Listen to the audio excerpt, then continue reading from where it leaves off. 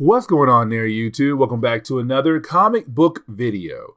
Okay, so we're going to do a full story video. A full story video is when I sit down and take a bunch of videos that tell one overarching story and combine them together into one big video. Now, today's full story video is going to be about, well, Generation X. As we all know, in the 1980s, Marvel gave us our first X-Men spinoff, and that would be, New Mutants. But then in the 1990s, the New Mutants went away, and we got X-Force. But for Marvel, they kind of realized that they should bring back a brand new young team, and that brand new young team was Generation X. And of course, it was a massive hit. And so today's full story video is really more of the early days of this team as they came into the X world in the mid 1990s. I do hope you enjoy.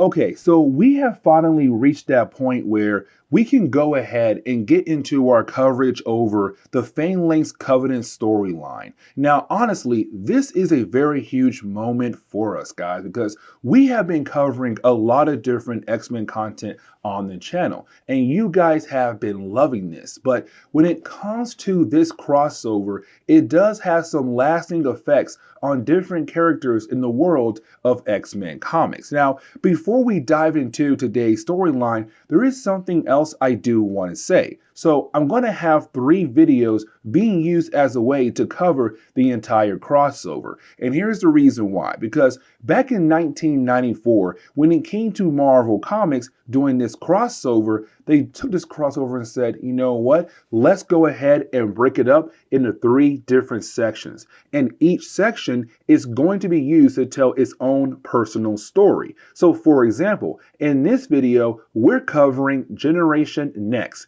that takes place in Uncanny X-Men 316 and 317, but also X-Men 36 and X-Men 37. Now, with this 4-part storyline, it was being used as a way to open up the crossover, but to also give us a brand new X team. One X team that you guys have been waiting for me to cover on this channel, and that would be Generation Next. Now, the last 2 sections will be covered in 2 other videos down the road later on this week. But either way, let's go ahead and dive into the opening pages of Uncanny X-Men issue number 316. Now, when we do, we pick up with a character known as Monet Cora. And I really hope I pronounced that name correctly. The X is silent, but hey, you know what? I could be incorrect.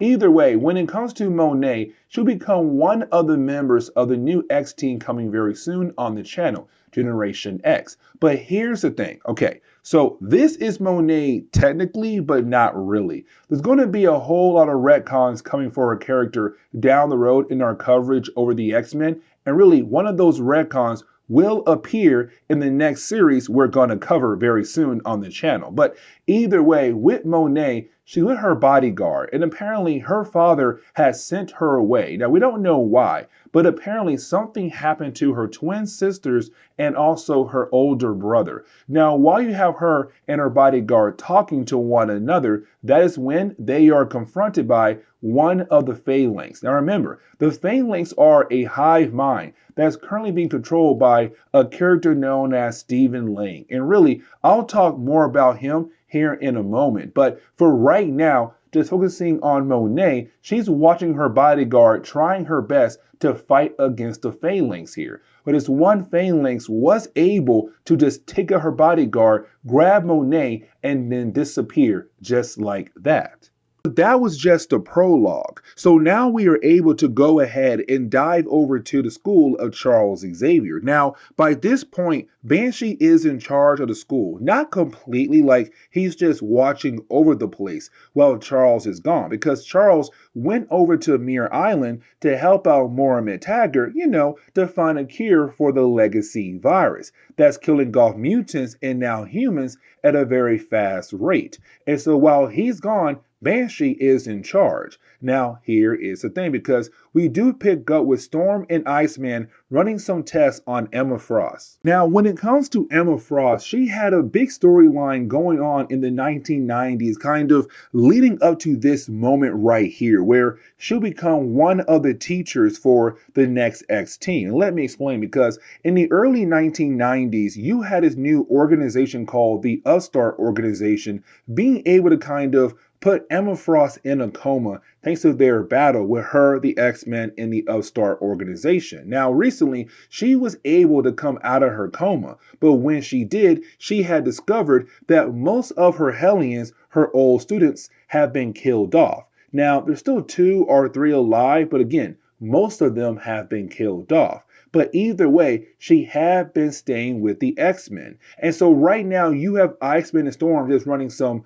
random tests. But here's the problem. They have her bound to a table. And so she's kind of freaking out. But for Banshee, he also kind of realized that maybe Storm and Iceman should not be the ones to kind of run the tests. And the reason why, because there have been some things happen between Storm and Iceman and Emma Frost. The whole idea of mind swapping, body swapping. Either way, for Banshee, he says, you know what, guys, let me go ahead and be the one to run the test. You two guys go ahead and leave. Now, this is our first sign that something is up. And here's the reason why. Because of Storm. She says, hey, listen, when it came to Charles, he gave each of us a list of things to do, and we have to complete our task.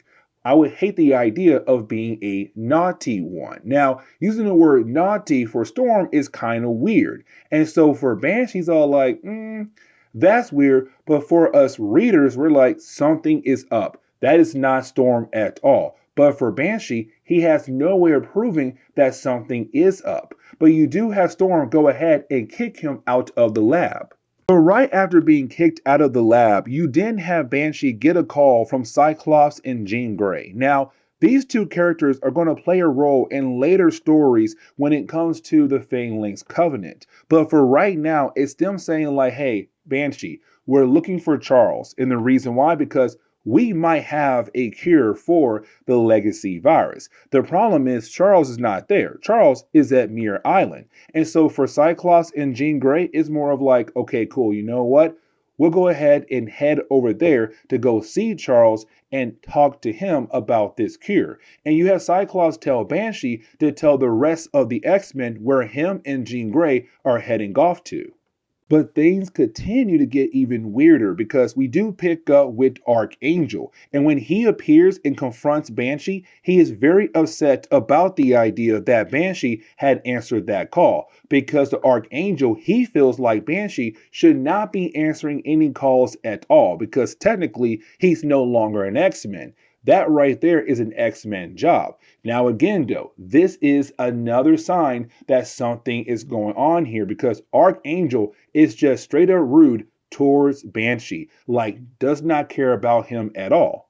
And so with everything going on for Banshee, he's kind of like, you know what, let me go ahead and just step away from the others, go over to the Danger Room, get a nice little training session in to kind of help relax my mind. But the problem is he goes over to the Danger Room and see that it's currently being used by Jubilee. But that's a problem though, because Jubilee is a minor, but on top of that, there's nobody in there watching over her, just in case the Danger Room goes too far, it could possibly kill her. Now you also have Psylocke walk out of the Ready Room. Now the Ready Room is only supposed to be used by Charles Xavier. So 2 more signs just popped up just like that for Banshee.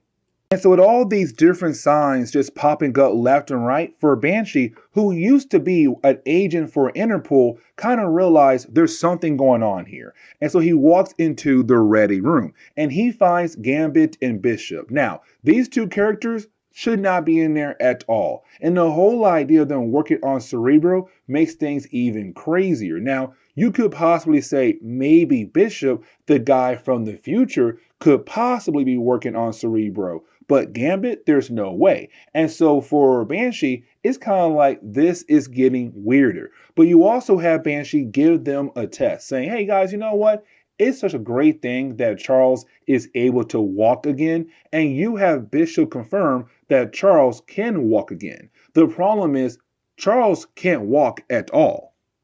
And so, with that, you have Banshee run over to a different computer to use a computer to hopefully locate the other members of the X-Men. Like, hey, where's Storm and Iceman? Not on school grounds. Where's Rogue? Not on school grounds. Bishop, Gambit, Psylocke. All of them are not on school grounds, including Archangel and Rogue. But the problem is, he already met most of the X-Men in the last few pages. So it's kind of like, that's weird. I just saw them, but this computer right here is now saying they're not on school grounds. Somebody is here pretending to be them. And so for Banshee, his next goal is to call out to Charles Xavier and go back over to the communication room.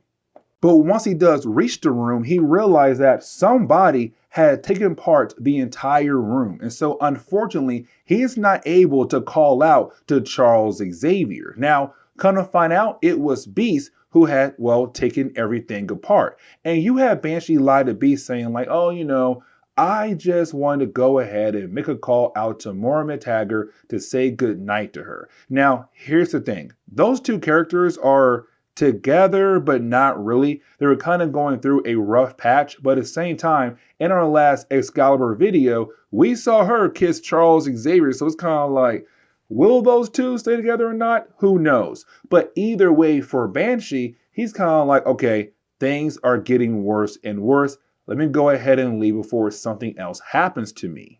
Now, something else we do have to remember is about Sabretooth, because around this time in Marvel Comics, you had Sabretooth stay in the school of Charles Xavier, because to Charles, he truly believed in the possibility of being able to cure the mind of Sabretooth. Now, of course, it did seem like many times that his plan was not working, but either way for Banshee, he wants to see what's going on with Sabretooth.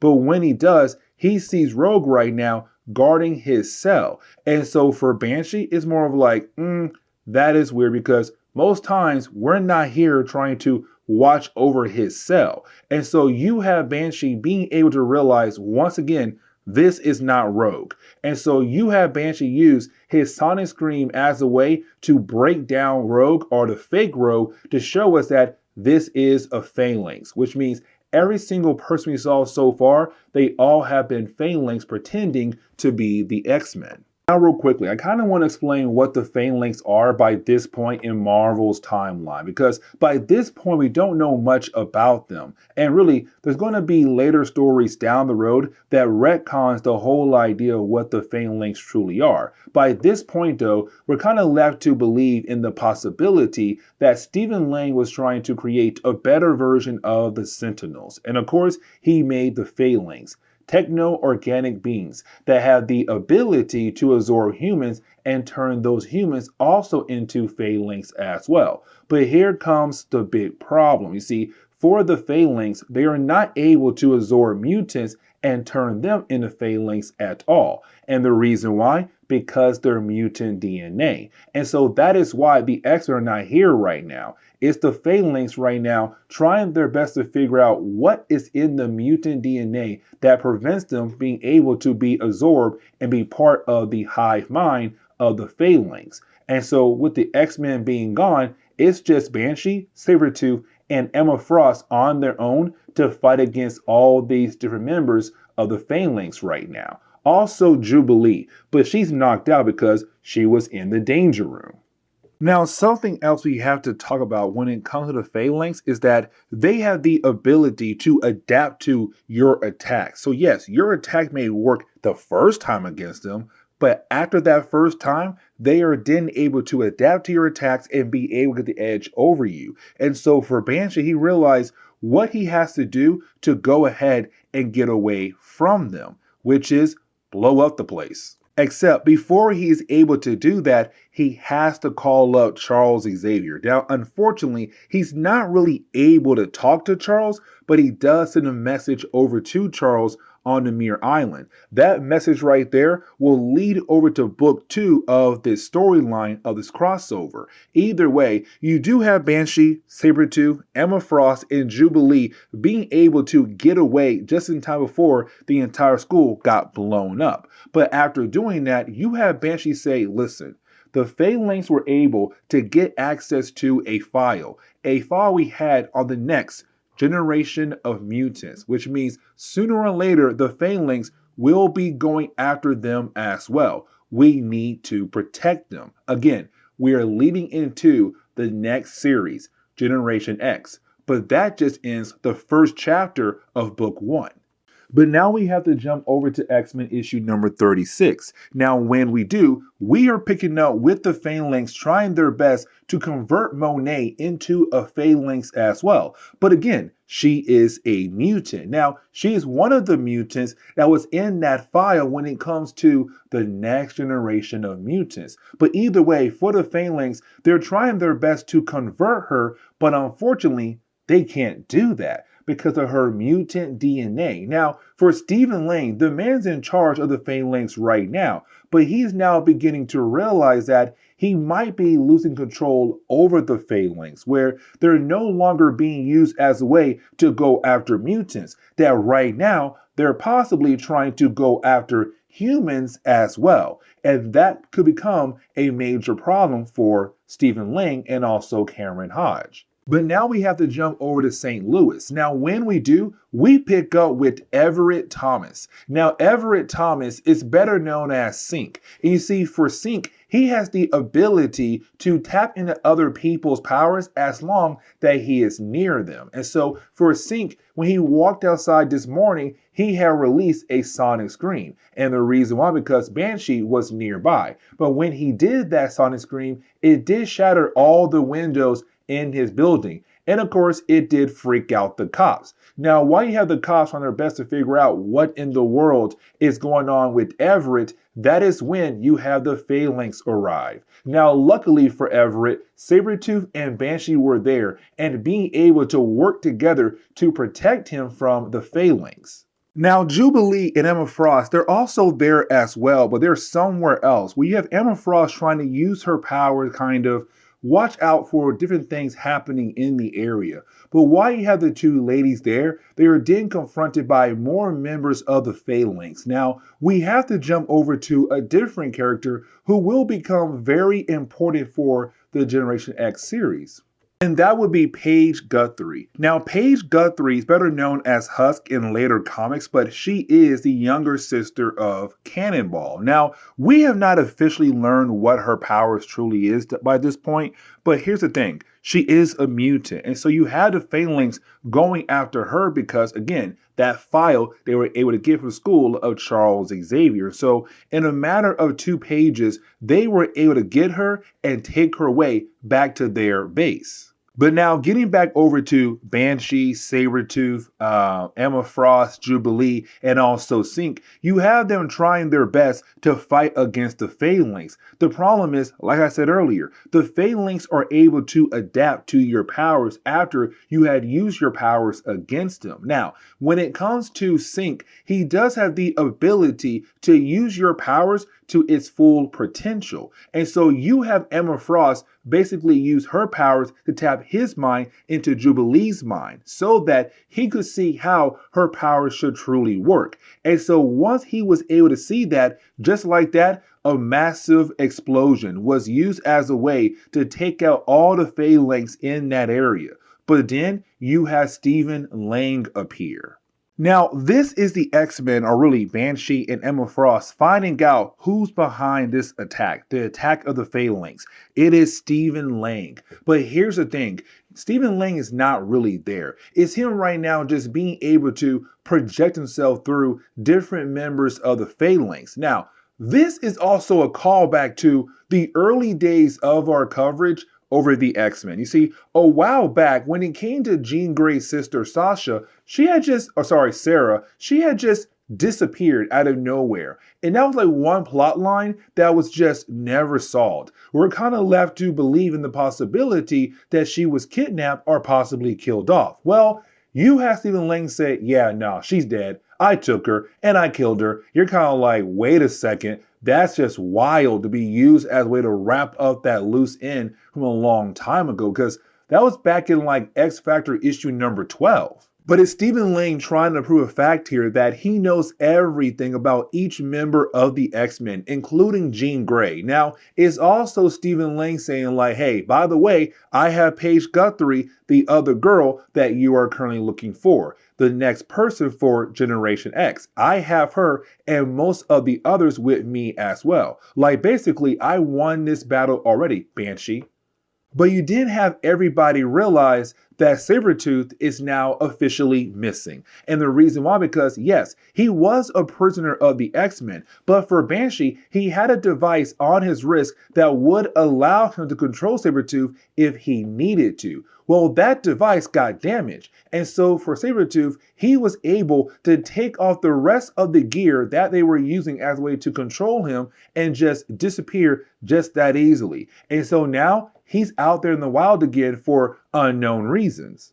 But as we dive into Uncanny X-Men issue number 317, we get into the whole idea of getting our first full appearance of Generation X. You have Paige, you have Monet, you have Gregor, you have Clarice, and you also have Skin as well. Now, I'm going to tell you right off the bat that some of these characters are not going to be able to make it to the end of today's storyline. Now, for Paige, her main goal is to find a way the heck out of their cell. The problem is, though, she has no idea how they're going to escape. But she also believes in the possibility that the X-Men, or X-Force, X-Factor, Excalibur, might be on their way to save their lives. She has no idea right now the X-Men are also currently missing. So that leaves Excalibur, X-Factor, or X-Force to be the ones to save their lives, but also the X-Men lives as well. But we also kind of find out that Paige has been infected with the techno-organic virus. And so it does seem like in the possibility she might turn into a Phalanx as well. But now we have to jump back over to Emma Frost, Jubilee, Banshee, and also Synch as they go over to one of the many homes that's owned by Emma Frost. Now, for Emma Frost earlier, she was able to pick up a psychic footprint of Paige. So she has an idea of the possibility of where Paige and the rest of the young mutants are being held at. She does not have an exact location, but just a general area. But right now, her main goal is to break into S.H.I.E.L.D. and use S.H.I.E.L.D. tech as a way to hopefully locate Paige and the rest of the young mutants. So now it's time for her and Banshee to break into a S.H.I.E.L.D. base. But now we have to jump back over to our heroes. Now, when we do, it's really more of our heroes trying their best to figure out how in the world they are going to be able to escape from their prison cell. The problem is they can't. And matter of fact, they are confronted by a character known as Harvest. Now, when it comes to Harvest, this was a man who truly does believe that if he had joined the Phalanx a while ago, then most likely his family would still be alive today. The problem is they are dead right now. And so that is his motivation to help out the Phalanx to get rid of the mutants across the world. But this kind of leads into the whole idea of us learning about the powers of Blink. You see, for Blink and her blinking powers, she's able to kind of do a lot of different things. Like, for example, she has the ability to kind of cut up people into small pieces. And so right now for Harvest, his body had just been cut up thanks to her blinking powers. But here's the thing though, you have Gregor pull her away from Harvest. And the reason why, because he was afraid what Harvest could do once he was able to kind of work through what was happening to him thanks to Blink powers. But now our heroes, our young heroes, they are now still stuck inside their prison cell. But now we have to jump over to Jubilee and also Synch. And the reason why, because you have Jubilee kind of beginning to hate the whole idea of being an X-Men, because she has watched the X-Men go through so much in a very short period of time. But on top of that, she just watched Synch being able to use her powers to its full potential. And so for her, she's kind of like, why I'm still here. I can't do anything when it comes to my powers, one, and I'm tired of the idea of watching people I love possibly dying or actually dying in front of my eyes. I hate being here because we have gone through so much in a very short period of time. She is a child who has to kind of process everything that's happening to her ever since she had joined Wolverine in the X-Men a while back. And so right now, it seemed just trying his best to be there for her. Now, getting back over to Banshee and Emma Frost, they were able to break into a shield base. And the reason why, because, well, Emma Frost is using her powers as a way to kind of cloak themselves from the minds of all the different agents who work inside that shield base. So right now, they don't see Banshee nor Emma Frost as a walk inside to hopefully, get the info that they are looking for. But when we jump back over to our young heroes, this is all Monet's moment. It's her showing off how smart she truly is. She said, listen, I found a way out of here. I have been able to take different raw material in this room to create a device that will help us get the heck out of here. But she also says, by the way, did you know that somebody in the room is not one of us? And that would be Gregor. And that makes a lot of sense because earlier he stopped Blink from being able to kill off Harvest. And so you have Monet being able to get rid of him just like that. Now, it's time for our young heroes to try to get the heck out of there. Now, while you have our young heroes trying to escape, for Banshee and also Emma Frost, they ran into a problem. You see, for Emma Frost, she has the ability to make it seem like you are not there. But if you step on a puddle, that could throw somebody off. And so for S.H.I.E.L.D., they're like, we realize y'all are in here because you're standing right now in a puddle. And so it's kind of like, dang, they got caught. And so now for our heroes, they have to fight against S.H.I.E.L.D. to hopefully get the info that they are looking for. But as we get back over to our heroes, we pick up with Monet explaining how she realized that it was Gregor who was, the plant in the room. She said, listen, it was his personality. It was so obvious that he was somebody that we could not trust. Now, for our heroes, they realize that right now they're on a boat. But here's the problem though. They're wondering, should they leave Paige behind? And the reason why? Because the techno-organic virus is going through her system at the moment. And so right now it's kind of like, do they leave her behind or try to save her life?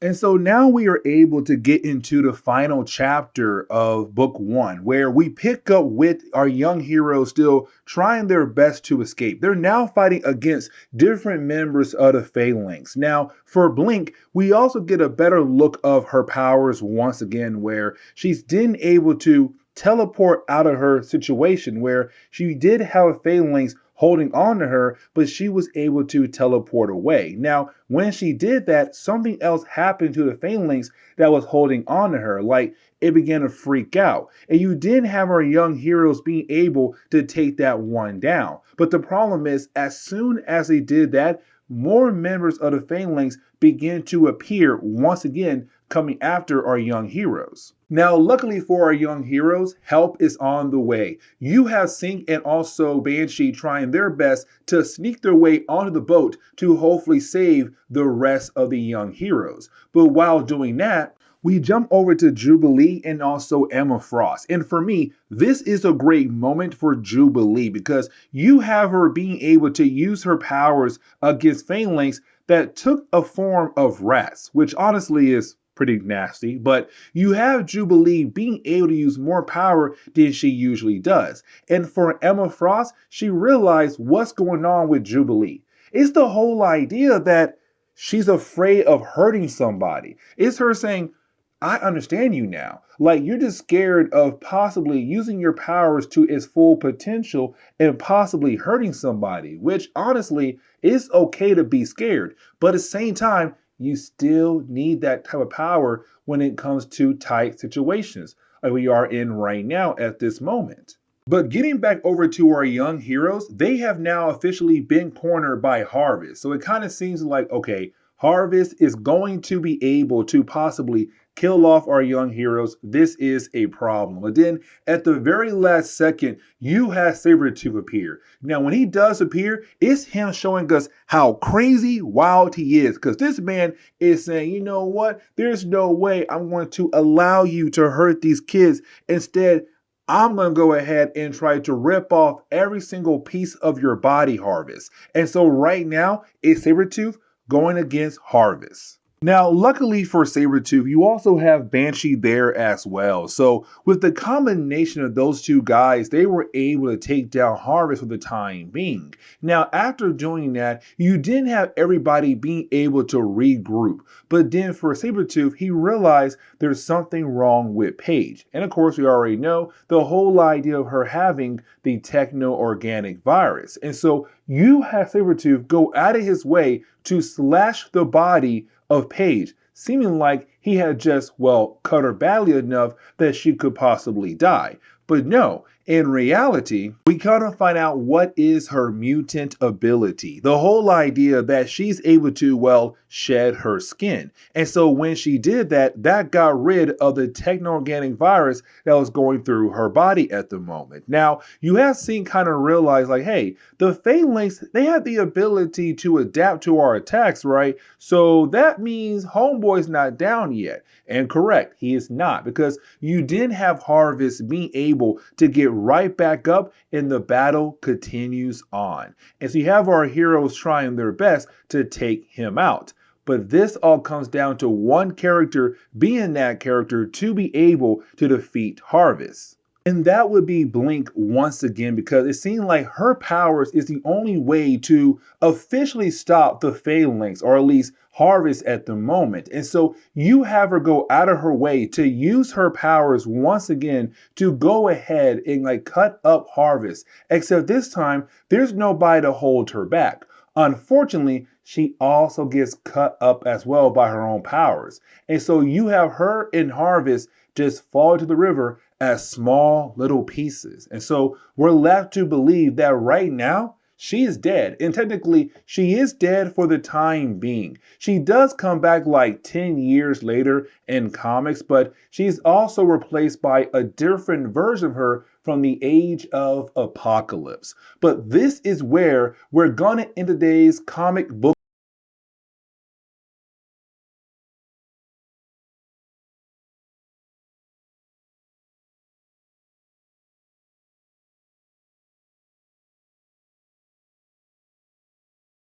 Okay, so it's time for us to go ahead and get back into our coverage over the X-Men. Now, with that being said, it's time for us to go ahead and get into Generation X. Now, this was a series that you guys have been waiting for me to cover. And honestly, I understand why. Because with this series alone, it kind of showed that there was something missing in the 1990s when it came to X-Men comics. And let me explain, because we had a lot of different X teams. We had Excalibur, we had X-Force, we had X-Factor, and two different X-Men teams. But when it came to New Mutants, when they were canceled but relaunched as X-Force, it kind of felt like we were missing something. The whole idea of a group of young mutants getting the chance to learn what it's like to be a mutant in this reality, to have teachers or principals like they did in the past when it came to Charles Xavier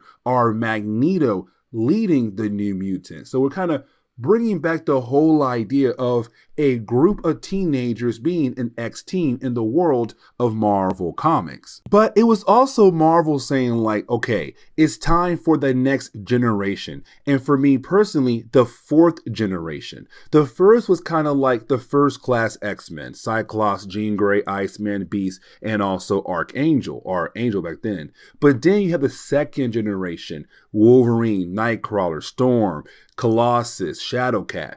But then that third generation was the New Mutants. But now in the 90s, it was time for a new team of mutants. Bam. Generation X. And honestly, the first few pages of this storyline is really more of us being reintroduced to some of the characters on this team. Like, for example, the younger sister of Cannonball. And that would be Paige Guthrie. Now, when it came to Paige Guthrie, she was, like I said, the younger sister to Cannonball, but it kind of seemed like back then for Marvel, they kind of used her as a gateway into their brand new idea. And the reason why I'm saying that, because she appeared a lot more in the 1990s than she did in the 1980s. And honestly, it was just for different moments here and there, but kind of using her as a hint like, hey, here comes a new wave of mutant characters that you might like. So for Paige, she has the ability to shed her skin, which honestly is pretty nasty,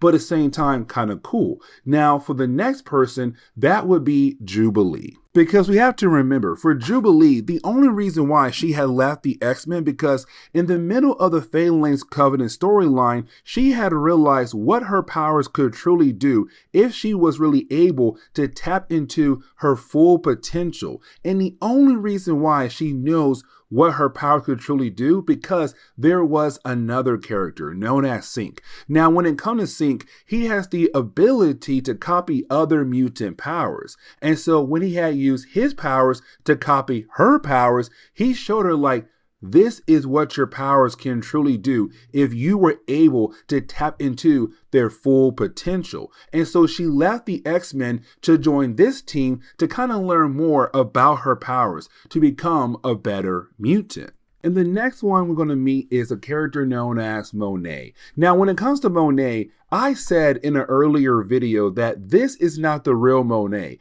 and that technically continues here. And unfortunately, we're not going to learn the actual secret about this character until issue number 40 of this series. Just know that technically this is not the real Monet. It's people right now together who are pretending to be Monet. But either way, we do learn that this fake Monet does have a range of different types of abilities. But either way, it's also her moving in as well. Now you do have Banshee arrive. And honestly, this is a good time to remind you guys what's happening here. And what I mean by that statement is that, okay, when it came to Charles Xavier, he kind of realized that there is a new wave of mutants coming into the world. But unfortunately, he's too busy with the X-Men. And so what he did was he had Banshee and Emma Frost agree to become new teachers for this new wave of mutants coming into the world. And so they took her old school to open up a brand new school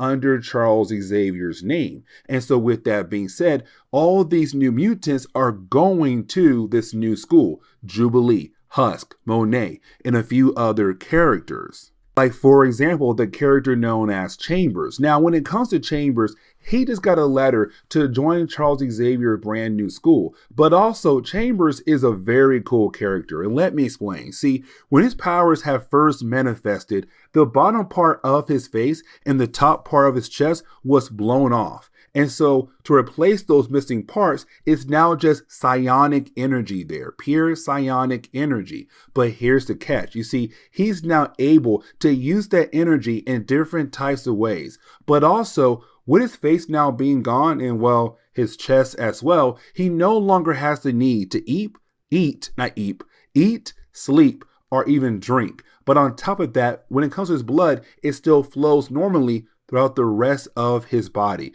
A pretty cool, interesting character for me personally. Now, with his mouth being gone, he has to use his mind as a way to talk to other people. So yes, he is a telepath.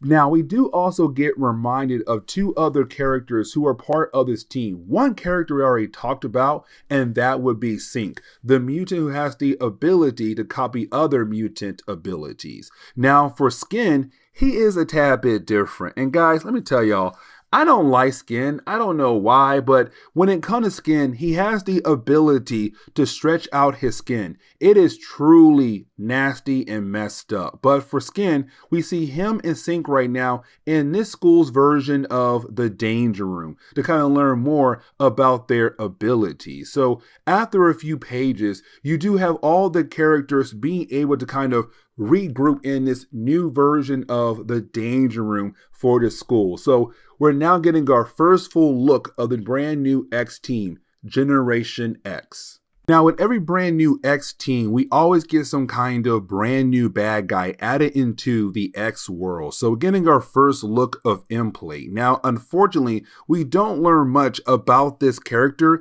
in this storyline alone. It's later storylines down the road where we begin to learn more about this character. But right now, for Implate, he's going after one particular mutant, and that would be Chambers. And Implate is not the only person trying to pick up Chambers at the airport, because we do see Banshee and also Jubilee getting ready to leave to head over to the airport to pick him up. But right after they do leave, you then have Monet be confronted by Gateway. Now, when it comes to Gateway, he is a character we had talked a lot about before. He has the ability to open up portals, but the problem is that Gateway does not speak at all. And so when he does appear in the front yard of the brand new school, he does confront Monet. But we also learn here that Monet knows him very well. And apparently she looks at him as her old master. But then she realized if he's here, then something has gone wrong. He has returned.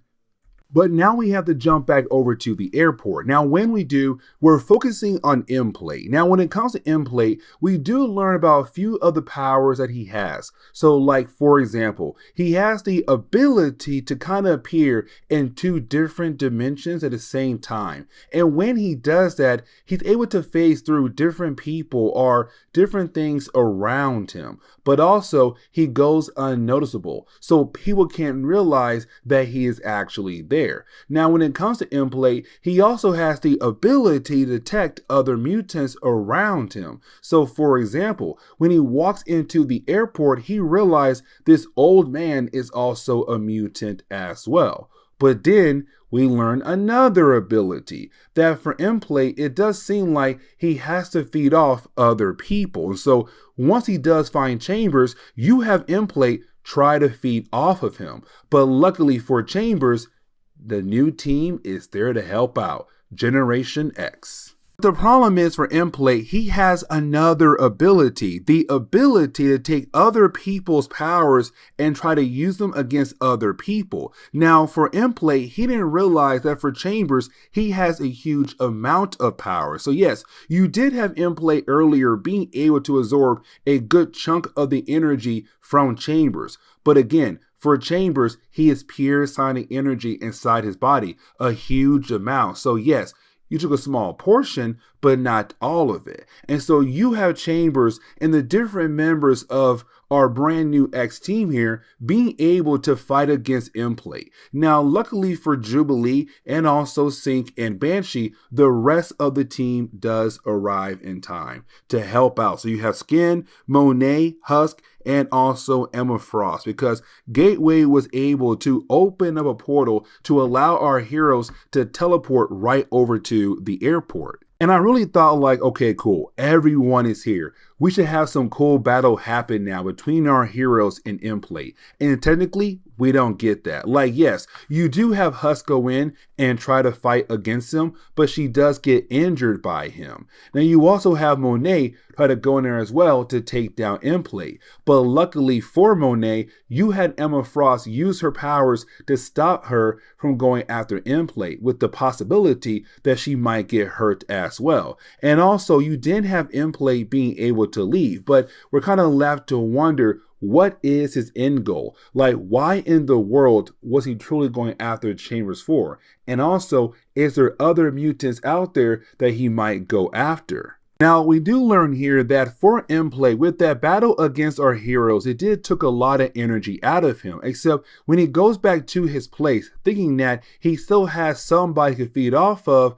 Once he does open up that door, he realized that one person got in the way. And for him, that is an actual problem. He needs to feed off other people to possibly survive. And right now, that one person he had has disappeared. And we're kind of left to wonder, who is that one person that he's so upset that he had just lost? And unfortunately, we do not learn much more about Implate in the next two chapters of this series. But getting back over to our heroes, we do see our heroes have arrived back to the school, and they're trying to relax until you have Banshee say, you know what? I need to go outside. And the reason why, because Gateway had once again reappeared on the front yard of the brand new school. And for Banshee, he's wondering why in the world is Gateway here. But we do learn that Gateway had apparently brought somebody with him. But on top of that, you have Gateway finally speak to somebody in the X world. And that would be him saying, I brought her. Her name is Pennis.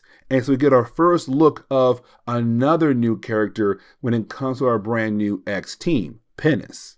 But as we get into the second chapter, we kind of pick up with Jubilee wanting to attack Gateway. Now for her, she believes that she has a good reason why to attack him. And let me explain. You see, for Jubilee, when it came to her joining Wolverine and then joining the X-Men, it was all because of Gateway, because Gateway had basically opened up a portal that allowed her to, well, join the X-Men and Wolverine. And so for Jubilee, she kind of believes that Gateway has some kind of secret master plan that no one knows about. And so her main goal is to now go out of her way to attack the old man to hopefully get that information out of him. Now, luckily for Gateway and also Jubilee, you had Sync there being able to stop her and make her realize that maybe it's wrong to attack an old man like Gateway.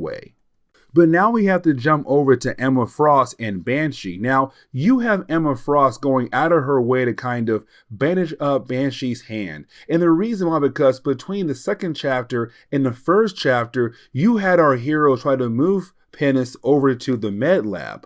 Unfortunately for Banshee, his hand got injured. And the reason why? Because of Pennis' skin. Her red skin is very durable, but very sharp as well. But on top of that, it also has the ability to block out telepathy as well. So for Emma Frost, she has a hard time right now trying to read the mind of Pennis. But at the same time, they want to know more about this brand new character that has entered their home. But with Emma Frost not really being able to access the mind of Pennis, you do kind of find out that Monet was able to figure out where Pennis came from, that she was technically the prisoner who belonged to Emplate. Now you also realize that for Emplate using her as a source of energy, she has gone through a huge amount of trauma. And with that huge amount of trauma, you have Emma Frost say she should then be able to read the mind of Pennis. But the problem is she can't. Now you do have the book tell us that for Pennis, she was a prisoner for Emplate for a very long time. So for her mind, she has only one thing to do all the time, which is to survive. And so when you have the book say that, she wakes up. And this begins the whole idea of our heroes now fighting against another character, and that would be Pennis. And so you didn't have the book kind of show us our heroes trying to relax for the night, watching the news with a whole idea of a major storm coming into their area. But while watching the news, you didn't, Emma Frost, realize that one of the alarms is going off. And of course, the alarm for the med lab because, well, Pennis had just escaped. Now we do learn that the med lab they put her in, nobody should be able to break out that easily, like not even Wolverine. But apparently Pennis did. But either way, it's now time for our heroes to get out there to hopefully find her. But for me personally, I like the idea of the book telling us that for Pennis, all she wants to have right now is freedom. And honestly, it makes a lot of sense because for her, she was a prisoner for Emplate for a long period of time. And so it's her right now just trying her best to be free. And no matter what, she'll do anything she needs to stay free, which means fighting against our heroes. But for our heroes, their main goal now is to find Pennis. And so for Banshee, what he says, let's go ahead and break up into multiple groups to allow us to hopefully find her at a faster rate. So you have Banshee and Husk in one group, while you have Emma Frost and Monet in group 2. Group 3, Jubilee, and also Sync. Now, for Skin, he stays behind at the base just in case she comes back. But to to also run the computers as well. Now for Chambers, he goes in a different direction. The reason why, because he believed that he was the one to actually stop her and bring her over to their side. I kind of want to focus on Banshee and also Husk. And the reason why, because for Husk, she wants to prove that she can be a great team leader, especially for this team when they're out in the field. But the problem is that every single time she tries something, unfortunately, it does not work out for her like she thought it would. And so for Banshee, it's more of like, listen, let me lead because one, I'm the teacher, and two, I know how we can possibly find her. But now we can shift our focus over to Emma Frost and Monet. And we do learn here that for Monet, she has a huge amount of hatred for Emma Frost. And you have Emma ask her like, why do you hate me? But for Monet, she said, I don't really hate you at all because I don't know who you are, truthfully.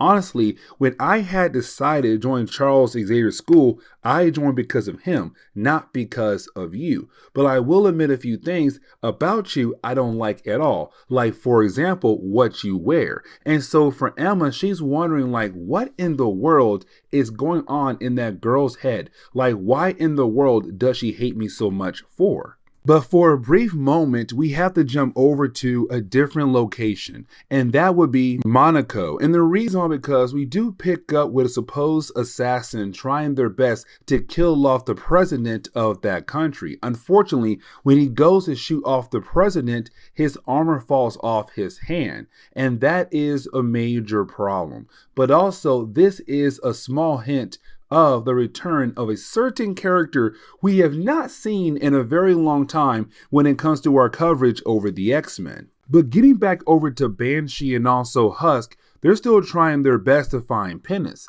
But you didn't have Banshee realize that their goal was to hunt down Pennis. But for Pennis, she has switched everything over on them, meaning that they are no longer hunting her, it's now her hunting them. And so getting into the ending of the second chapter, you do have Banshee and Husk, well, get ambushed by Pennis. And it does look like she now has a chance to take out Banshee if she truthfully wanted to. And so as we get into the third chapter of the storyline, we kind of pick up with Banshee still technically being a prisoner for, well, Pennis. Now, luckily for Banshee, at the very last second, you do have Husk arrive. Now, for Husk, even though she was able to save Banshee's life, here comes the big problem, though. She's not on her A game. She turns her back against her opponent. And so when she does that, it allows Pennis to be able to get an attack on Husk.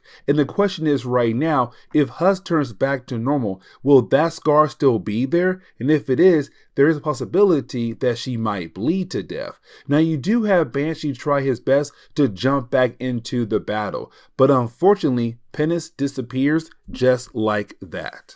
But for a brief moment, we do jump over to this random island. When we do, we pick up with two characters who become very important in later chapters of the series.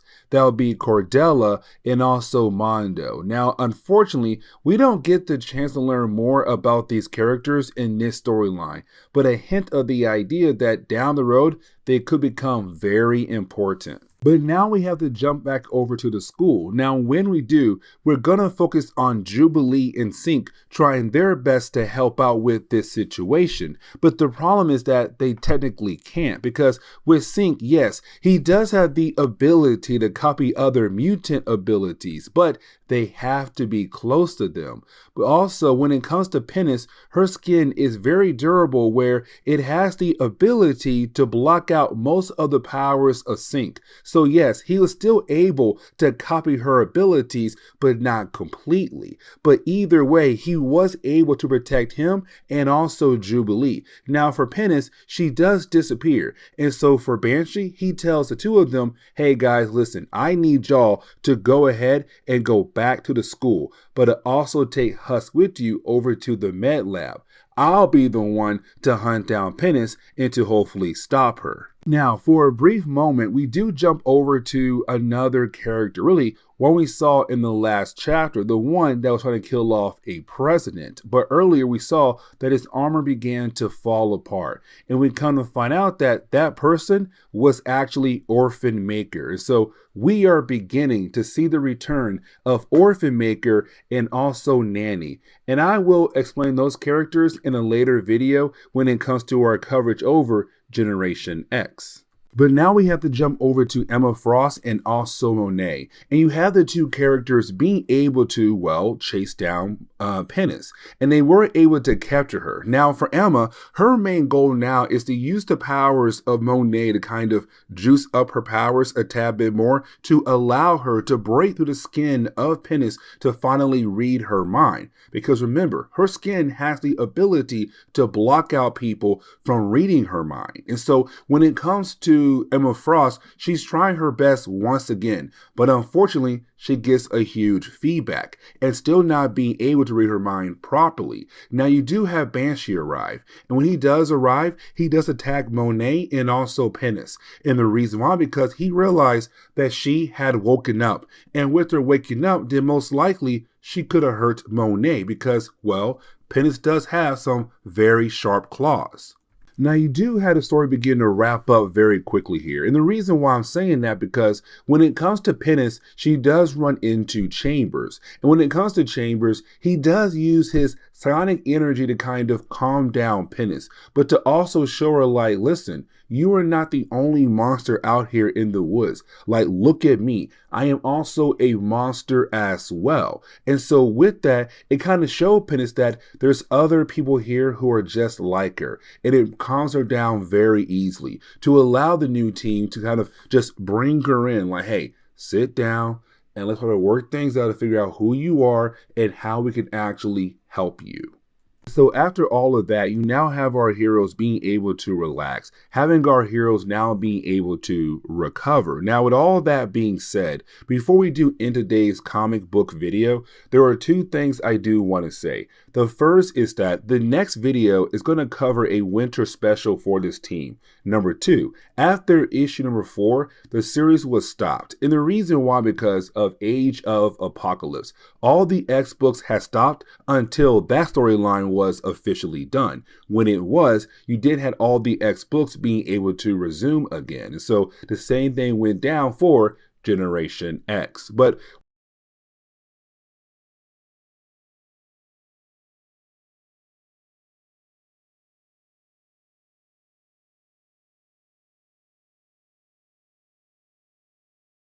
you know, there's one X team I always forget about, and that would be Generation X. I don't know why. Like, I truly remember Excalibur, X-Factor, X-Force, X-Men, even the Exiles, and they came years later when it came to Generation X. But for some strange reason, I forget about this team. Now, technically, we have to cover them because they're part of our X-Men coverage. And honestly, they're not a bad team. They're a pretty cool young team to follow. And so today's video, we're going to cover Generation X issue numbers 5, 6, and 7, a 3-part story arc where we're kind of seeing the young heroes getting involved in the whole idea of Gene Nation. We had briefly talked about Gene Nation before in our earlier X-Men videos. It's the whole idea that we have a new group out there that's trying to kill off humans, but as they're doing that, they're kind of giving mutants a bad name. But also, they have some kind of connection with Dark Beast and the Morlocks. So as we go through our X-Men coverage, we are slowly learning more and more about this Gene Nation. But now it's time for Generation X to get involved in their schemes. But something else I do want to mention is that when it came to Generation X, it only had 4 issues and then it had to stop. And the reason why, because Age of Apocalypse. All the different X books had to stop for a short period of time to allow that event to be told to us. And once that event was done, you then had all books being able to resume where they had left off at. And so now for Generation X, they now pick up with issue number 5. And the opening pages of this book, we see Chambers in the basement of the boys' dorm room. Now, for Chambers, it's really more of him just want to be left alone. In the boys' dorm room basement, he had put a TV down there, a couch down there, basically a sign saying do not disturb. Like, he wants to be left alone, because for Chambers at this point in time in Marvel Comics, he hasn't really been able to build bonds with other characters just yet. And so technically he's on his own. Now you do have Gateway arrive as well. Now for Gateway, he is a very powerful mutant with the ability to teleport almost anywhere. Now for Gateway, he also does not speak at all. And so the only way to talk to him is, well, having your mind connect to his mind. And luckily for Chambers, he can do that, because when it came to Chambers, when his powers had manifested, a huge amount of psychic energy just blew out of his body, and it blew off his chest and the lower part of his face. Now, with that being said, he's now unable to eat, drink, but also not sleep as well, because his body no longer needs those things. But for him to talk, he has to use his mind, like Jean Grey, Charles Xavier, Psylocke. And so for Chambers, he's then able to talk to Gateway by using his mind. But you have Gateway tell Chambers you need to check on Paige Guthrie, better known as Husk, because of the legacy virus. So at first, we're kind of left to believe here that possibly Paige might have the legacy virus. Now, as we transition over to New York City, we're kind of picking up with Jubilee. And you have Jubilee right now trying to buy an apple. And the reason why, for Pennis, because for Pennis, ever since she had arrived at the school, no one has truthfully been able to talk to her except for Chambers. And that technically only lasts for like 1 or 2 issues. And that's really it. And so they're right now trying to find a way to have her open up to finally be able to communicate. And so for Jubilee, she believes this apple could possibly help. The problem is that you have Ben Grimm run by her. And the reason why, because you have a crowd of people wanting his autograph. And so that crowd of people, they run over Jubilee, but also smash the apple that she had just bought.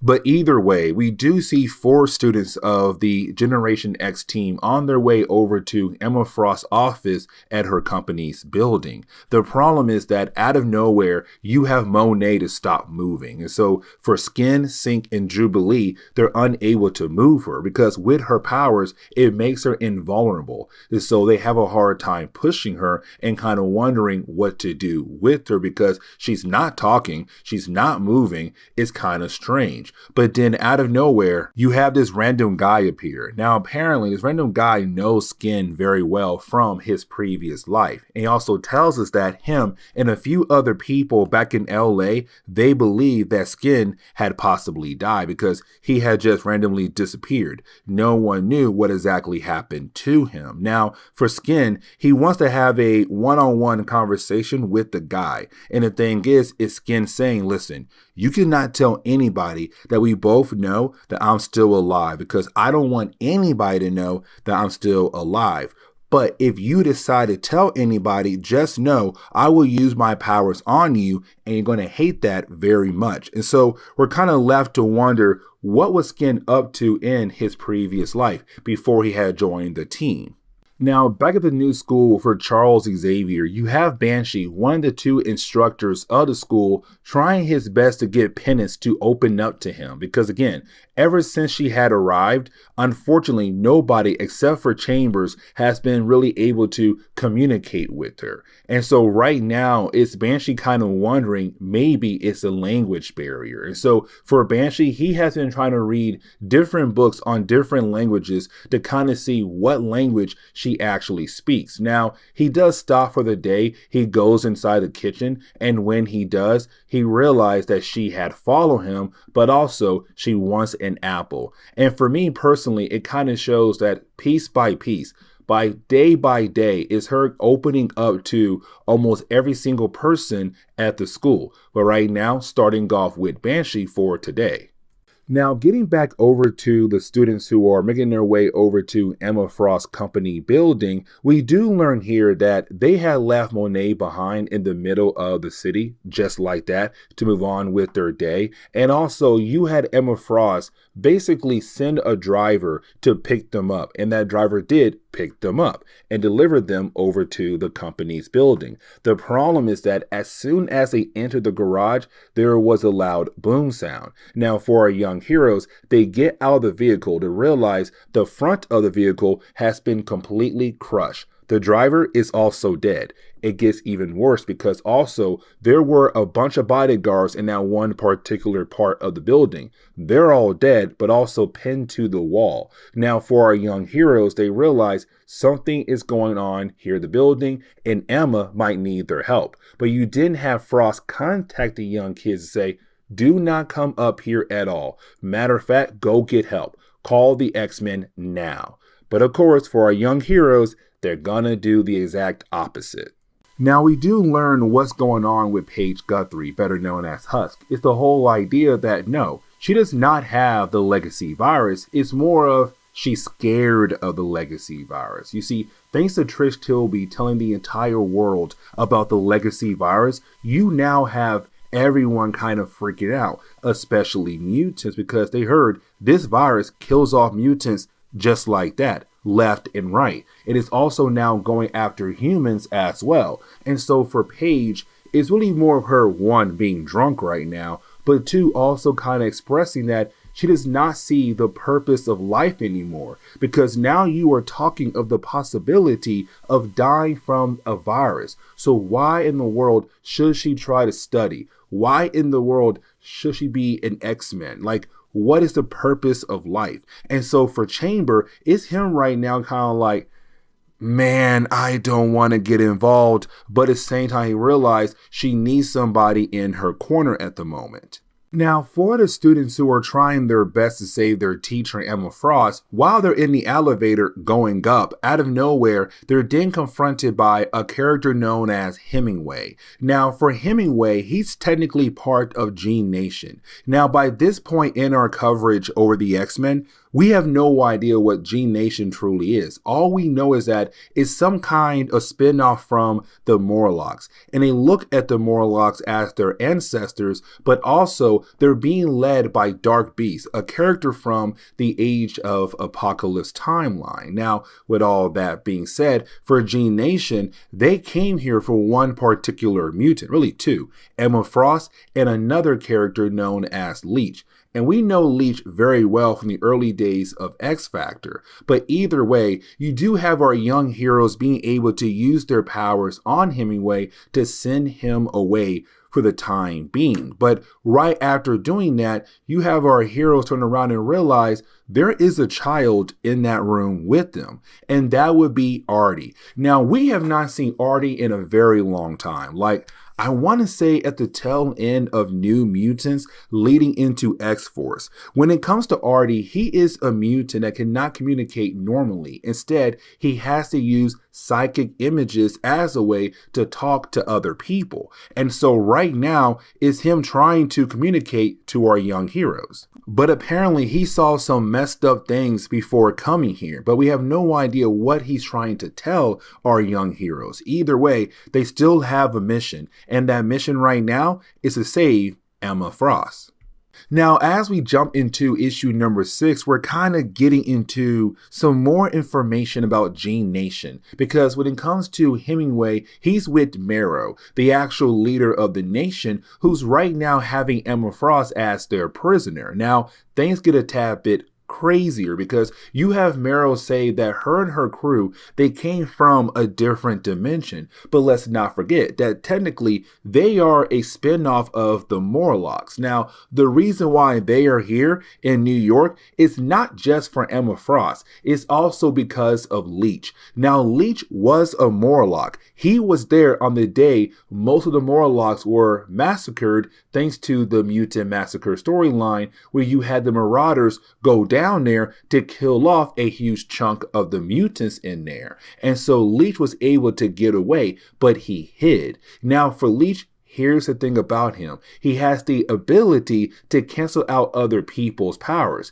And so right now for Emma Frost, she can't use her powers at the moment to fight against both Hemingway and also Marrow. But the reason why they're going after Leech is because Leech hid. he did not help the fellow Morlocks to fight against the Marauders when they were being massacred. But luckily for Emma Frost, her students are trying their best to make their way over to her. And so you have Sync being able to use his powers as a way to track down other mutants nearby. And so for him, he's trying his best to track down Hemingway or possibly Emma Frost or anybody else in that building. Now for Skin, he's with Artie. And we kind of see that Skin does not like his at all, but for Artie, he's really attached to Skin. But either way, you have our young heroes trying their best to make it over to their teacher. Now, back at the school, you still have Chambers trying to be that good guy, taking care of Paige, even though Paige is,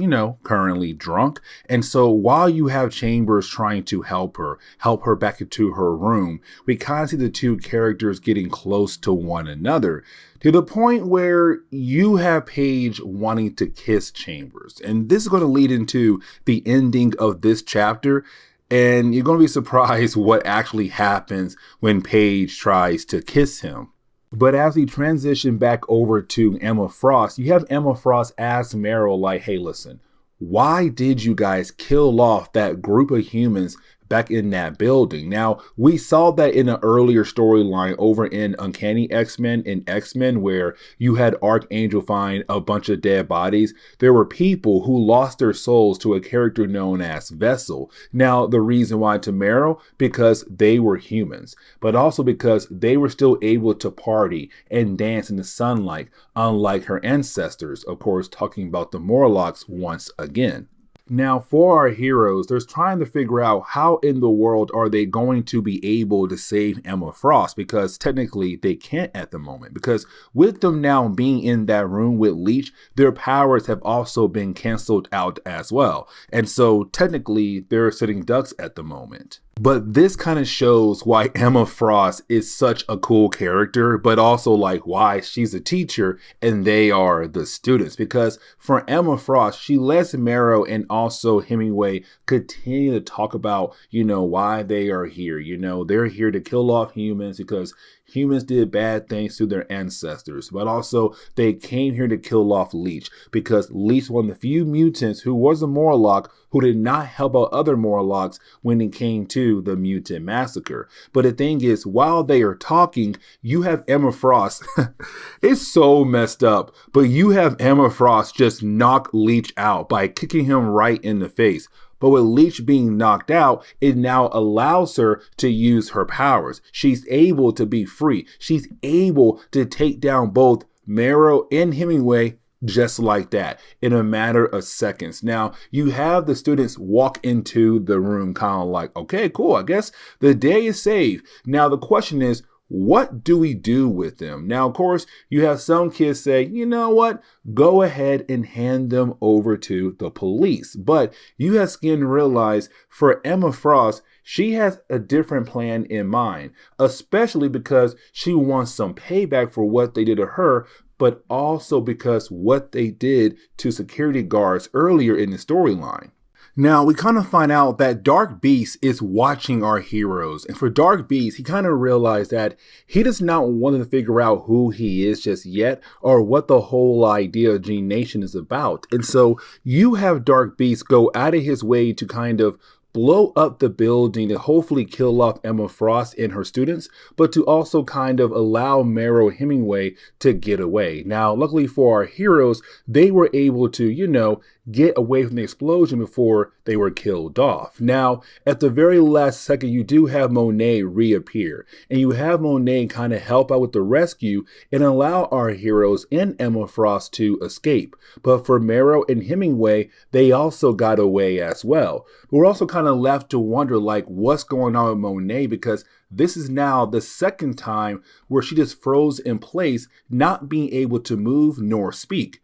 But either way, you didn't have our heroes leave. Now, you do have our heroes head over to the school of Charles Xavier, the one in Westchester. Now, when they arrive, it's really more of Emma Frost expressing how concerned she is about Gene Nation, how the X-Men, X-Force, all the different X-teams should be really scared about the idea of Gene Nation, because we have no idea what their end goal truly is just yet, especially with Dark Beast being around. Now, we do lead into my favorite moment of the storyline, because you now have Jubilee being able to see Wolverine, because when he came to Wolverine, he left the X-Men right after you had Fatal Attractions happen, where the adamantium was ripped off his bones by Magneto. And so when that happened, he left the X-Men for a short period of time. But when he came back, she left the X-Men and went to go join Generation X as a way to learn more about her abilities. And so when it came to Wolverine, when he came home, she wasn't there.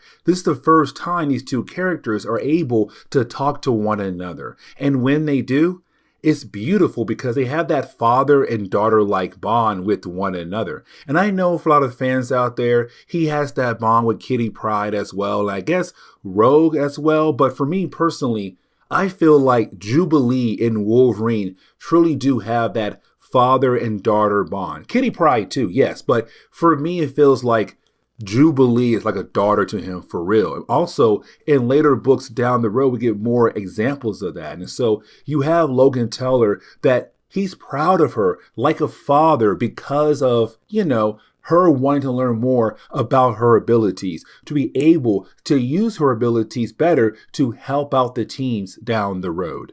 But his chapter does end on one heck of a cliffhanger, because you do have just Banshee walking around the school and he realized there's something going on with Gateway. But then out of nowhere, there is an explosion that happens at the school. Matter of fact, in the room where Husk and Chambers were at earlier. Now, as we transition into the 7th issue, we're kind of skipping forward in time a little bit, like a couple of days after the ending of the 6th issue. And don't worry, we're going to learn more about what exactly happened at the end of the last issue. But for right now, we're going to jump forward to the 7th one. And so we pick up with Banshee just having a nightmare. Now, with this nightmare, is him kind of reliving a moment where he was supposed to save a young woman's life. But apparently he could not do that. But also there was somebody else there who's technically the killer of that woman. And we have no idea who this person could truly be. Now, you do have Banshee go out of his way to shoot the man. But after doing that, you didn't have Emma Frost appear in his dream. And she's trying her best to wake him up for a very good reason.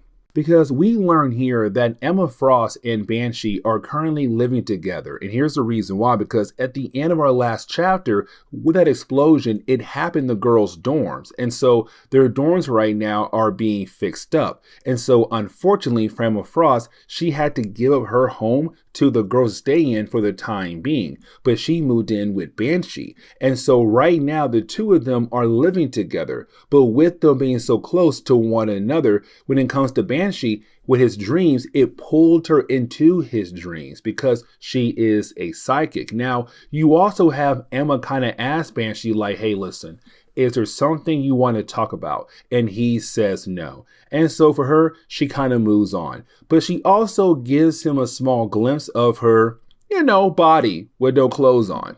But now we can kind of see what's going on with Chambers. We do learn that the reason why the explosion happened earlier is because, well, you had Paige Husk try to kiss him. And so he kind of freaked out and his powers, went off and caused an explosion. Now, he's very upset because he should know how to control his powers better than that, but also because he could have hurt Husk as well. But luckily for Husk, she had used her abilities as a way to protect herself from the blast. And so he's very upset about the idea that he could have killed somebody. But also we learn here that he had covered for Husk. He didn't tell Banshee nor Emma Frost that, one, she was drunk, and two, the reason why he freaked out because she was trying to kiss him. Now, she does appear and she does apologize to him, but we're kind of getting the idea of the possibility of these two characters getting together. But also for Chambers, he kind of feels like there's no way Paige would actually be with him, because he looks like a monster. But the thing is, Paige wants to be with him. And so again, we're kind of seeing the idea of these two characters becoming a couple. Now, we also see that Jubilee was watching over both Husk and also Chambers while they're having that conversation from her new room, her temporary room. But while watching over them, we come to find out her current roommate is also Monet. Now, these two characters, they don't get along. But for Jubilee, she realized that Monet is looking at some kind of book. Now, for Monet, she does not want to show Jubilee at all what she's looking at. But for Jubilee, she has to know. And so she tries her best to pull the pages or the book out of Monet's hand. Unfortunately, it rips. And we come to find out it's a bunch of kids' drawings that seem very special to Monet. And Monet gets very upset with the idea that one, Jubilee now knows, and two, they got ripped. And so you have Monet grab the papers and fly out. And you have Husk walk into the room to tell Jubilee what she did was basically wrong. Now, I want to jump over to Skin and also Sync because you have the two characters at the moment building a treehouse for both Artie and also Leech. Now, for those two young characters, they have now officially joined the school, but it's Sync and Skin saying like they're still kids. They need somewhere to play at. So, hey, here's a treehouse for them. Now, with this conversation, we also learned that for Skin, he didn't have a good life growing up, that apparently he was always on the run, him and his friends. They were trying their best to stay alive, but to also prevent the idea of burying one another. And so we're kind of left to wonder what kind of life Skin had growing up. But for right now, we have no idea. Now, back in Ireland, we see some random woman walk into the bar. And when she does, she asks to, use the phone. We do learn her name is Miss O'Brien, but apparently she has to use the phone to call someone, to call Mr. Cassidy, better known as Banshee. But now we have to transition over to Gateway. Now for Gateway, we don't know the actual reason why he's there to school just yet, but we do know here that he is the mentor for Monet. And so for Monet, she's kind of wondering like, how much longer do they have to stay there to school for? And also, when he's going to train her when it comes to her powers. Now, unfortunately for her, he does not give her any answers at all at the moment, but he does tell her like, come here, sit with me, and let's both meditate together. And they both do. Now, we kind of see that Banshee and Emma Frost are able to have a conversation with one another. And this conversation is really important because it begins the idea of the two characters feeling like they can go to one another. Because you have Emma Frost tell Banshee that she feels bad about the idea of not being more open when he needs somebody to talk to when it came to his nightmares. But it's also her kind of telling him that she feels bad for what she had did to Leech. Because Leech is a young boy, but at the same time, she had no choice there. But while you have the two characters talking to one another, you didn't have Banshee be informed that he has a phone call. So he goes out of his way to answer the phone. And apparently that same one we saw earlier is calling Banshee to tell him that apparently his family castle had just disappeared. And we have no idea where it went to. And so this is where we're going to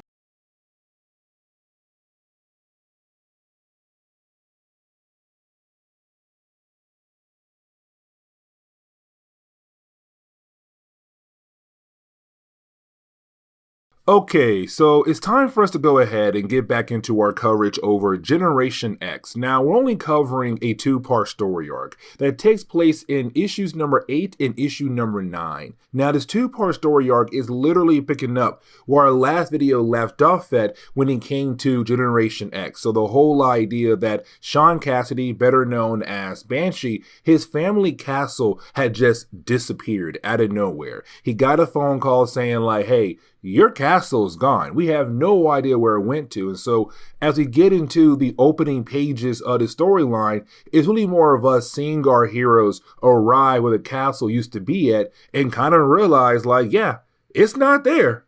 Now, for our heroes, they're not the only ones trying to investigate what happened to Cassidy Keep, because you also have Black Air there. Now, we have talked a few times about Black Air because around this time in Marvel Comics, they were just brand new, like literally brand new, because they had replaced an old organization known as WHO. And WHO stand for weird happening organization. They would go around the world to investigate weird things happening across the world. But who is no longer around? Now you only have Black Air, who had took up that mantle. And so for Black Air, they're kind of like, hey, we're just here doing the same thing as well, trying to figure out what happened to your home, Cassidy Keep. Now, while they are talking, we kind of switch our focus on to Sync, because for Sync, he has the ability to copy other people's powers. Here's the catch though. It's all about his aura. His aura has to connect the other person to allow him to copy their abilities. Now, for Sync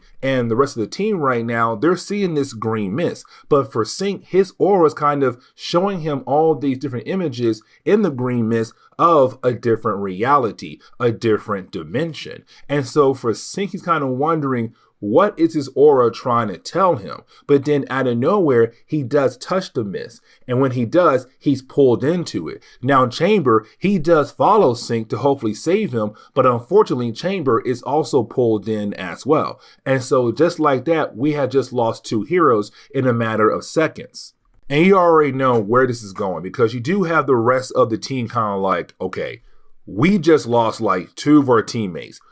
We got to follow them and get them back over here. Now, you do have Black Air saying like, nah, listen, this is now a government situation. I can't allow you guys to get involved. But you have Banshee being able to knock them out, the Black Air agents, and go ahead and jump into the mist as well. And they disappear just like that. Now they're all going into a different dimension that's going to lead into our two-part story arc. But before we jump over into the other dimension, we do see somebody else who is watching over Banshee and the rest of the team. But this person's main focus is Banshee, nobody else. Now we have no idea who the person is just yet, but he will play a major role in a later storyline. Now, before we jump into this other dimension, we jump to the other side of the world, and we pick up with two characters, Cordelia Frost and also Mondo. Now, these are two characters, unfortunately, we have not learned much about them just yet, and technically, I feel like we have learned a whole lot more about Mondo thanks to Age of Apocalypse when it comes to this part of our coverage over the X-Men. But in this reality, we don't know much about him nor Cordelia. All we know is that they're on some kind of tropical island. Now for Cordelia, she does jump into the water and then out of nowhere, she disappears. And so for Mondo, he begins to freak out. The problem is that when he goes to look for her, something attacks him. And that's it. That's all we see them for this two-part story arc. But getting back over to our heroes, they do arrive in some other dimension. Now, here's the thing. Chamber and Sync are not there, but you do have the rest of the team together. Now, for Emma Frost, before they had jumped in, I kind of forgot to mention this, she did realize that the green mist is actually sentient. And so it's kind of like, okay, it has some kind of life behind it. But when you do have our heroes arrive in this other dimension, they're all now wearing different outfits, but they all realize that the air here is very limited. But then out of nowhere, you do have the entire group get knocked out. Now for Sync and Chamber, they're fighting against some Dark Knights who were trying to kill off some elves. Here's the thing, because for Sync, in the middle of the battle, he kind of realized that his powers are evolving. You see, usually for Sync, he has to mentally activate his aura to allow him to sync to other people. But right now, his aura is kind of acting on its own. And right now, he is perfectly synced to Chambers. And so right now you have the two characters being able to work together perfectly because they're synced to one another. But either way, you do have our heroes be able to take down the Dark Knights. Now, after doing that, you have the elves be all happy, want to celebrate, have a good old time. But then they say, hey, you know what, guys? We need to go home. And you have the elves say like, yeah, you know what? We can help you get back home, actually. Just follow us. Now we do transition over to Emma Frost and also Banshee. Now these two characters, they're just waking up and realizing that the rest of the team is missing, but also that like they're chained to a wall. Now you do have our heroes being able to break free, but after doing that, you did have the book kind of remind us that around this time in Marvel Comics, you had Marvel kind of seeing if fans would care of the possibility of Banshee and also Emma Frost dating one another. another. Now, of course, we haven't seen it just yet, but it kind of like, we're getting close to that point where it could possibly happen. Now, you do have our heroes break themselves free and say, you know what, let's find the rest of our team. Now, while trying to do that, they run into another character, and that would be Amon O'Donnell. Now, we have not seen him in like a very long time, since Uncanny X-Men number 103. And the thing is, for him, he is the keeper to Cassidy's home. And so for Banshee's kind of like, hey, Amon, it's great to see you. What in the world is going on here? Now for Amon, he tells our heroes like, listen, our main goal right now is to get back to your castle before it goes back to Earth without us. Meaning that we gotta find the rest of your team and hurry up and get back to your castle before we get left behind.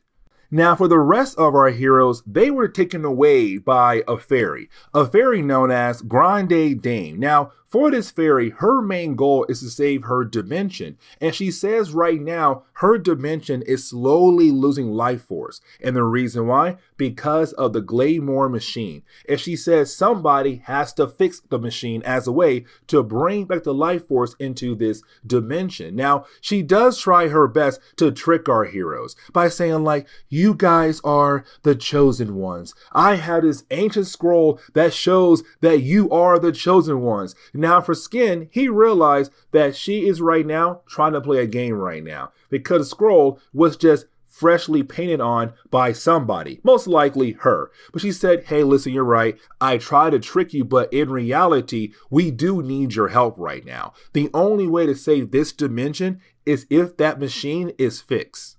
But then out of nowhere, you have Monet just freeze in her tracks. Now, we have seen this before where you have Monet just freeze in her tracks and she's unable to move, unable to communicate with anybody else at all. She goes in some kind of state of mind where she's completely focused on something happening around her. And so we see Monet right now just examining the machine in front of her and trying the best way to fix the machine. Now, while you do have the lady trying to do that, you have Skin realize that somebody is knocking on the door. And so you have Skin say, you know what, fine, I'll go ahead and answer the door. Except when he does, Homeboy is confronted by a dragon. He's kind of like, can this day get any worse at all? And so now we jump into issue number 9. And so it's really more Skin just trying to figure out how to handle this situation, because now you are talking about the idea of facing a dragon. Now, for this dragon, he wants to make sure the machine does not get fixed because he's now the ruler of this dimension. And so the machine gets fixed, it's kind of like, okay, that's not cool. The life force is back, and now the fairies and the elves can have all fun again. Now for Skin, give him props here because the dude tried his best to figure out how to handle the situation because he's technically on his own here. The rest of the gang is trying to fix the machine at the moment. Now, you do have Pennis there, and for Pennis, she's just standing there very confused like, how in the world do I get involved in this situation to kind of help out? Now, for Skin, he's trying his best to find a weapon. Unfortunately, he can't find a weapon. So it's kind of like, what can Skin do to stop this dragon? It doesn't help when the dragon begins to laugh at you as well as you tell the dragon like, hey, you know what? I'm going to stop you. Because to the dragon, he's like, dude, you're a regular dude. There's no way you're going to be able to stop me. Now for Amon, Banshee, and also Emma Frost, they're still trying their best to make it over to the rest of the team. So you see them right now trying to get out of the dungeon. Unfortunately for our heroes, they do run into some kind of huge troll who basically blocks their path. But before they meet that troll, you do have our two characters once again kind of give us the idea of the possibility of these two characters dating down the road, because they do argue. You have Iman say like, you guys deserve one another. Now, lucky for Banshee and also Emma Frost that Sync and also Chambers were nearby, because you have those two characters still with the elves. And the elves said like, yeah, we'll take you home, not your home, but to our home, which works out because their home is nearby where Banshee and also Emma Frost is currently at. And so you have Sync and Chambers hear the scream of Banshee, and you have our two young heroes blow a hole in the wall. And once they do that, the wall parts fall down now on top of the troll, allowing the troll to be defeated, but now our four characters were able to regroup with one another. But getting back over to the machine, you do have Monet try to continue to fix the machine. Now, for Husk and also Jubilee, they open up a door that leads inside the machine. But when they do that, it allows them to regroup with the rest of the gang. So Banshee, Emma Frost, Chambers, and Sync. That door they found earlier was a door that leads out of the machine. So now most of the party had regrouped. Now Skin and Penis, they're still dealing with the dragon. Matter of fact, no one realized what they're trying to deal with at the moment. And this kind of leads into the story being wrapped up very quickly because you do have Monet being able to get out of that weird state of mind where she's now able to communicate. And when she does, she said, listen, your machine is working. It only needs some energy. Now, the question is right now, which hero is able to give that energy the machine needs to actually work? And of course, it would be Chambers because remember, he is pure psionic energy at the moment. And so with them in that energy, he can basically power the machine to begin to work again, to bring the life force back into this dimension. And so you have Chambers go inside to use his psionic energy. And once he does, bam, just like that, the machine begins to work again. Now, once you do have machine fixed, you do have Skin and also Penis come back, where we kind of find out they did work together to bring down the dragon, but technically it was Penis who took down the dragon, not Skin. But the day is saved. Now, the story does end on the note where you do have Monet kind of being upset with herself. And the reason why, because for Monet, she kind of hates the idea that basically she was not really helpful in this situation because she kind of puts a lot of pressure on herself. And so to have something be handled by Chambers and not really her, and really the possibility of our heroes, her team, being able to figure out things without her, it kind of does bother her a lot. But either way, this is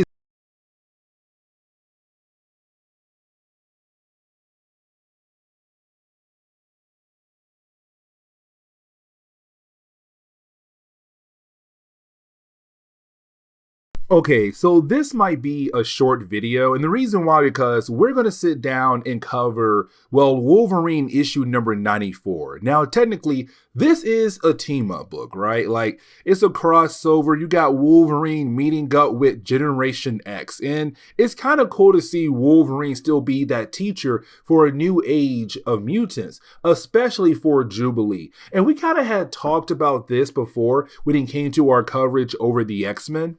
We had kind of talked about the idea that for Wolverine, he was kind of like the father figure character for a lot of different characters on the X-Men. Now, around this time, Marvel Comics, Wolverine did have an adoptive daughter, but she does not really play a role in his life. She only appears here and there in Marvel Comics. But for Logan, he was that father for, Rogue or Kitty Pryde, but especially Jubilee when it came to the 1990s. So it's really more of Wolverine kind of keeping up that role as being a father for Jubilee. And honestly, to me, when it comes to Kitty Pryde and Logan, yes, I know they were very close, like father and daughter bond right there. But for me, it was more Jubilee and Logan. Like, you had Marvel sit down and really show us like, no, Logan wants to be there for Jubilee no matter what. He wants to be in her corner to help protect her. But either way, as we dive into issue number 94, we're really kind of diving into the idea where our last video had left off at, where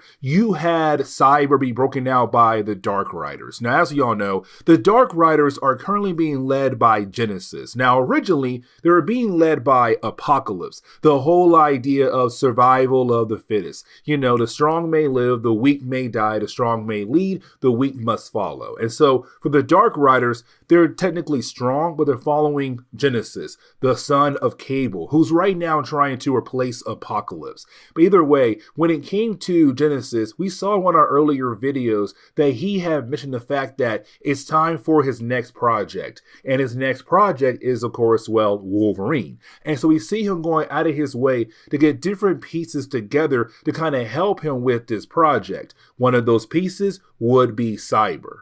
Now, Cyber is one of those characters we have seen many times in our coverage over the X-Men, right? But when it comes to Cyber, we're currently seeing with the Dark Riders and they're heading over to a town known as Aqaba. Now, Aqaba was a very major location over in the Cable series because when you had Tyler Dayspring trying to take over as the new Apocalypse, quotation marks right there, he had wrecked this entire city to pieces. But either way, for Cyber, when they do arrive at this location, you didn't have the Dark Riders begin to take him over to their boss, and that would be Genesis. And we're kind of left to wonder where this storyline is going to go when it comes to later books we're going to cover down the road. But now the rest of the book is going to be more about, Wolverine and Generation X. Now, we do jump over to their school where you do have everyone waiting for Wolverine to arrive. Now, for Jubilee, I kind of love this a lot because it really shows that father and daughter bond. And yes, they're not blood. They're kind of like, hey, she came to the X-Men. She needs someone in her corner. That was Logan, and he became like a father figure to her. But for Jubilee, she's telling everyone about Wolverine, and it kind of shows how excited she is to see the man who's kind of like a father to her. And everyone else is kind of like, okay, cool, we get it. Wolverine is cool, got the claws. He's coming here to teach us. That's great. We have no idea why you are so excited for. And for me personally, this is kind of cool because once you do have Wolverine arrive at the school, you have Banshee, Emma Frost, the instructors of the school, when they greet Logan, they're kind of like, hey, wait a second here, Logan. How in the world were you able to pass all our different sensors? Now, for Wolverine, he kind of realized how they have everything set up here in this area, because in this area you got deer, you got bears, you got all these different kinds of creatures. And so for Logan, he kind of like, you know what? I kind of figure out how everything's set up here because of the bears and also the deers and the rabbits. So I realized if I just crawl over to your school but stay in the outer area, then most likely I would be able to pass your sensors very easily. And that kind of shows how smart Logan is when it comes to things like this. And so you have Logan just walk in, go straight to the fridge and begin to chow down on the food they have inside the fridge. Now for Jubilee, she's kind of like, okay, cool. Here he is. Now, something else we have to remember is that around this time in Marvel Comics, when it comes to Logan, he was kind of like a savage character. Let me explain. Now, some of y'all out there are going to get tired of me re-explaining things over and over again in all our videos, but just in case you got somebody just jumping into one of my videos, I kind of want to make sure to understand what's exactly happening when it came to different characters like Wolverine. You see, for Logan, this man was going through a big change. You see, there was a storyline called Fatal Attractions, where you had Magneto rip off the adamantium off the bones of Wolverine. Now, with that happening, of course, we learned that apparently when it came to Logan's mutation, originally, he was supposed to turn into a savage-like character as time went on. But thanks to adamantium, it stopped that process, allowing him to be somewhat of a regular man. Now, thanks to Magneto, when he ripped off the adamantium, that process had once again continued all over again. And so technically right now for Logan, he's becoming more savage as we speak. But the reason why he came here is all because of Jubilee, the person he looks at as a daughter. Now, for me personally, when it comes to Logan, I kind of like what he says here, because for Logan, he's telling us that with him being, this person, all this experience inside of him, he should try to pass on what he knows to the next generation of mutants, and that will be Generation X. But it's also him wanting to make sure that they have the right mindset. The whole idea of trying to get into a fight, because if you do get into a fight, you gotta have the right attitude. Whereas get to that fight, you want to end that fight with you winning, because sometimes when you get into a battle, you might not be able to retreat. You gotta stay and win that fight the best way you can.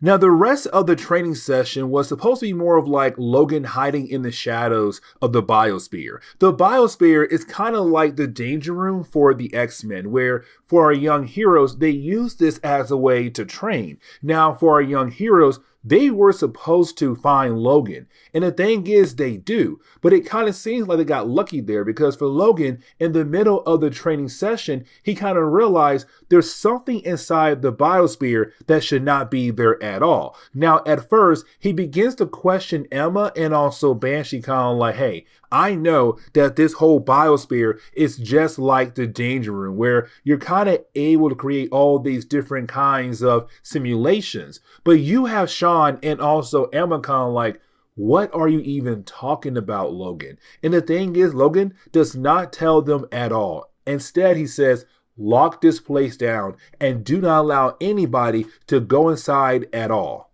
But as the following day jumps up on us, you have Banshee and also Emma tell us like, hey, listen, we ran different types of scans to see what Wolverine was talking about that could possibly be inside the biosphere. The problem was that they couldn't find anything at all, like literally at all. And so for them to kind of like, we have no idea what Logan was possibly talking about. But you did have Jubilee and also Skin say, oh no, we do, and we saw it last night, right after our training session.